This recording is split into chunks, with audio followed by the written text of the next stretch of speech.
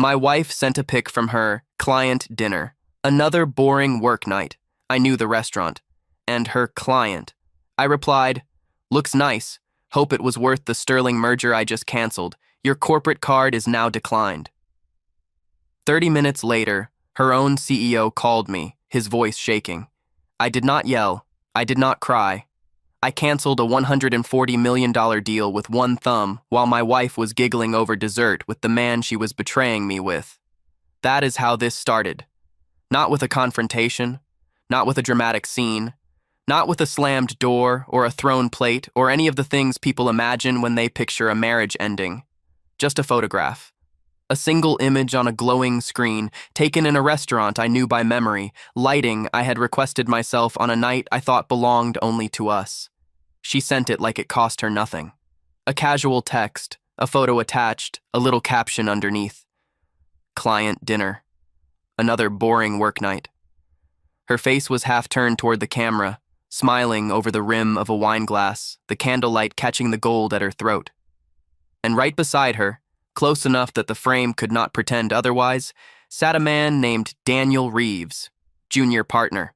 She had told me about him twice, maybe 3 times, always with a kind of contemptuous amusement. She said he wore too much cologne and carried himself like a man who had been told he was impressive and had never recovered from the compliment. Funny what people say about the people they eventually choose. But the restaurant, that was the real tell. Caldwell's downtown is not the kind of place you find on a food blog or see tagged on social media. It does not have photographs on its website. It has leather booths set deep into the walls, lighting that sits somewhere between amber and shadow, and a staff that understands discretion the way a doctor understands silence. You do not take clients to Caldwell's. You take Caldwell's seriously. You take it personally. You take it when you want the world to shrink down to one table and one face across from you and nowhere else to look. I had taken Claire there 2 years earlier for our anniversary. I remembered the way she ran her fingertip along the edge of the menu and laughed at how heavy it was, like a prop from a movie about old money. I remembered her asking the waiter to dim the light even further, tilting her head and smiling when he obliged. I remembered thinking, in that particular half-proud, half-wondering way that long marriages sometimes produce, that I was lucky, that she was extraordinary, that the evening would stay with me. It did, just not the way I had imagined it would. I did not reply right away. I set my phone face down on the arm of my chair, looked at the fire in the den, and gave myself exactly 60 seconds. Not because I needed to calm down. I was not shaking. I was not even particularly surprised. I was cold in a way that had nothing to do with the temperature in the room, and I was thinking very clearly. After 60 seconds, I picked the phone back up, looked at the photo one more time, confirmed what I already knew, and then opened my email application and navigated to a folder I had labeled simply Contingency. Yes, pre-written, 6 weeks in advance.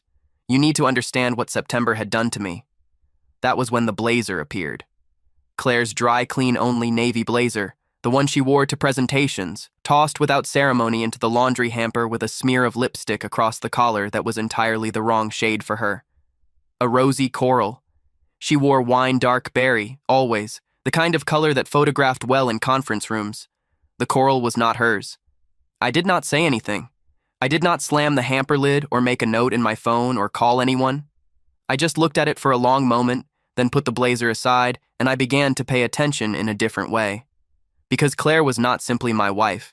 She was a senior strategist at Vero Advisory Group, one of the most respected mid-market advisory firms in the city. And the Sterling merger, a consolidation deal valued at $140 million, was running directly through her firm. Through her department, her analysis, her client relationships, her professional credibility woven all the way through the fabric of the transaction. And on my side, I was the principal. That deal moved because I said it moved. It stopped because I said it stopped. I had written the email in the 3rd week of October, on a Sunday afternoon while Claire was at a yoga class that ran. I had noticed about 40 minutes longer than the studio's posted schedule. The language was careful and impersonal. Emerging reputational concerns involving key advisory personnel had created material uncertainty around the integrity of the engagement. It was clean. It was legally defensible. It required no personal explanation and offered no target for counter-argument. My attorney had looked it over without knowing the full context and told me it was bulletproof. I saved it in contingency and I waited. Tonight, Claire had made it easy. I moved the email from contingency to my outbox, added one line to the top of the message, and sent it to Sterling's executive lead and our VP of risk simultaneously. Then I switched to the companion card management portal, navigated to the discretionary client engagement budget, found the card number I had quietly placed in Claire's wallet 4 months ago during a weekend when she was reorganizing her bag, and flagged it for immediate suspension. She had no idea it was my firm's card. She thought it was a company card from Vero, issued for exactly the kind of client entertainment she was currently performing. She had used it 11 times. I had the itemized records. Then I typed one line beneath her photo and hit send. Looks nice. Hope it was worth the Sterling merger I just canceled. Your corporate card is now declined. I put the phone on the table and did not look at it again. I listened to the fire. I listened to the ice shift in my glass. Outside, the street was quiet. I thought about the reservation notification I had received from Caldwell's loyalty program 3 days earlier, the one that told me a reservation had been booked under the name Reeves Daniel for a party of 2, and that my linked account qualified for a complimentary dessert course on the same evening. He had even requested the same booth, my booth. I had canceled the complimentary dessert without responding to the notification. She called 58 minutes later. I watched the phone ring twice before I answered. Her voice was what I would describe as carefully casual, the kind of tone that does not quite land because it is working too hard. Hey babe, just wrapping up. You know how these things go. In the background, I could hear the specific acoustic texture of Caldwell's, the low murmur, the crystalline clink of expensive stemware, and underneath all of it, a male voice, close, saying something I could not make out but did not need to. I let her finish her sentence. Then I said 3 words. I know. Good night. And I ended the call. By then, I had already opened a second draft. This one was addressed to Sterling's Internal Risk Committee, and it was more detailed than the first.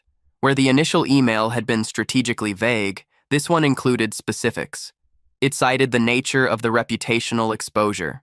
It referenced the professional relationship between 2 named advisory personnel. It did not include the photograph, not yet, but it noted that supporting documentation was available upon request. I sent it at 11:47 and set my phone to Do Not Disturb. I slept better than I had in months. The following morning, I was at the office by 7:15. My assistant, a precise and unflappable woman named Greta, who had worked with me for 9 years, had already arranged coffee and placed a printed copy of my calendar on the corner of the desk without being asked. I asked her to clear the 9 o'clock and hold the conference room on the 4th floor. Then I called our VP of Risk, a man named Marcus who had the particular gift of reacting to bad information with mathematical stillness, and I told him I needed 30 minutes before the building filled up. Marcus arrived at 7:50. 2 attorneys from our outside counsel joined at 8. I placed the printed photograph at the center of the table. Her smile, the candle, Daniel's hand, resting on the tablecloth close enough to hers that the space between them was a statement. I let them look at it without commentary, the way you let an image speak before you frame it. Then I laid down the color-coded timeline. Card charges, 17 entries, cross-referenced with calendar blocks labeled Client Engagement on Claire's work calendar, a calendar I had been quietly copied on for 6 weeks through a shared scheduling tool she had set up for us to coordinate travel. Phone location data, pulled through the family location sharing she had suggested we activate after a misunderstanding at an airport 2 summers ago, which now showed a pattern of Friday evening positions that aligned with Daniel Reeves's known address rather than the Vero office. A digital receipt from Caldwell's, time-stamped and itemized, and finally, Daniel's professional file. The room shifted the way rooms shift when the air pressure changes before a storm. Marcus uncapped his pen and did not say a word. The senior attorney on the outside counsel team, a woman named Patricia who had been doing this kind of work for 26 years and who did not rattle easily, sat back in her chair and looked at me over her reading glasses for a long moment. I gave them the full picture. Not the personal dimension, the professional exposure. the way the advisory relationship had been compromised, the way the merger's structural integrity depended on the independence of key personnel, the way that independence had been quietly, repeatedly, demonstrably surrendered. By 10:45 that morning, the Sterling merger was placed under internal review. Soft freeze, all communications suspended, all system access locked down on the advisory side, and Vero's executive team received a formal notice from our legal counsel by 11:30. Claire was at brunch. I know because the location sharing was still active. She was 11 blocks north, at a place with white tablecloths and good eggs Benedict, and at 11:49 she sent me a heart emoji and a photograph of a mimosa. I read it and put the phone back in my pocket. Her CEO called me at 12:14. His name was Richard Aldous, and he was 61 years old, had built Vero from a boutique consulting shop into a genuinely formidable advisory firm, and was not a man given to visible emotion. I had sat across from him at 4 separate closing dinners. I had seen him absorb bad news about collapsing deals with the composure of someone diffusing a routine alarm. But when his name appeared on my caller ID and I answered, the voice I heard was not composed. It was shaking. Not with anger. I want to be clear about that. It was the specific tremor of a man who understood the exact dimensions of what had just landed on his desk and was trying to calculate the perimeter before he said a single word out loud. He asked me how far this was going to go. He said it quietly. He said it like the answer already frightened him. I had the folder open on my desk. All of it, printed, tabbed, indexed. I told Richard that what happened next depended entirely on how Vero chose to handle it internally, that I had no interest in burning anything down for sport, that the merger was not dead, it was paused, and it could be restructured around different personnel if Vero moved quickly and cleanly and without any attempt to minimize what had occurred. I told him I expected a written response from Vero's board within 48 hours. I told him I respected what he had built, and that I hoped he would treat this with the same clarity I was extending to him right now. He was quiet for a very long time. Then he thanked me. It was the kind of thank you that carries a weight underneath it, the kind that means I understand what you are not doing and I will not forget it. He told me he would handle it personally. He ended the call. I closed the folder. I looked out the window for a few minutes, then I went back to work. Claire came home at 6:47. I heard the garage door, heard her heels on the kitchen tile, heard her set her bag down on the island. I was in the den, same chair, same fire, same low ice in the same glass. She came to the doorway and stood there, and the expression on her face was one I had not seen before. It was not guilt, exactly. It was something more like the look of a person who has just discovered that the floor they have been walking on for months was actually glass, and they are now standing at the edge of the crack trying to understand when it happened. She said my name. I looked at her and I waited. She asked me what I had done, not in anger, in a kind of stunned quiet that told me Richard had already called her. Possibly the board had called her. Possibly Daniel Reeves had spent the afternoon in a very unpleasant conversation with Vero's managing partner. Possibly her own corporate card, the real Vero one, had been suspended pending review.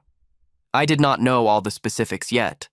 But I knew the look of someone who has just discovered that the thing they thought was invisible was, in fact, perfectly documented.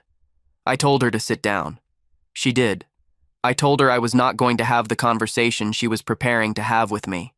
I was not going to debate timelines or assign percentages of fault or have any version of the discussion where the question was whether I had overreacted. I told her that what I had done was proportional, documented, and professionally legitimate. I told her that the marriage was over, that I had already contacted an attorney, and that I wanted the conversation we were about to have to be organized and brief. I told her she could take the weekend to make arrangements for where she would stay, and that I would sleep in the guest room until she did. She asked me if I had been waiting for this. I thought about the blazer in September. I thought about the Sunday afternoon in October, and the folder labeled contingency. I thought about the 40-minute yoga classes and the restaurant loyalty notification and the 17 itemized card charges. I thought about sitting in this exact chair, in this exact firelight, and deciding that when it came I would not perform my own devastation for an audience. I told her honestly that I had been prepared for it, that there was a difference. She did not say anything else for a long time. The fire was the only sound in the room. Then she nodded, very slowly, like someone accepting a verdict they had already argued with privately and lost. The Sterling merger was restructured 6 weeks later. Different lead personnel on the advisory side. The deal closed at $138 million. Richard Aldis sent me a handwritten note, 2 sentences, the kind a person writes when they want to be sure there is no digital record, but still want the acknowledgement to exist. Daniel Reeves resigned from Vero before the internal review concluded. Claire negotiated a quiet transition and was gone from the firm within 30 days. The divorce took 8 months. It was not friendly, but it was clean, the way things can be clean when one side has done the documentation work and the other side knows it. We divided what we had built. I kept the house. She kept things I did not want anymore. I did not hate her. That surprised me a little. I thought I would feel more. But the anger I might have had, the kind that grows in the dark when you are kept ignorant, had been replaced by something else in that long, careful autumn of waiting. Something colder and more deliberate. Something that felt, in the end, more like clarity than grief. The fire in the den still burns low on winter evenings. I still use the same glass. And sometimes, when something arrives in my inbox that I am not yet sure what to do with, I open a folder, write a draft, and I save it, just in case.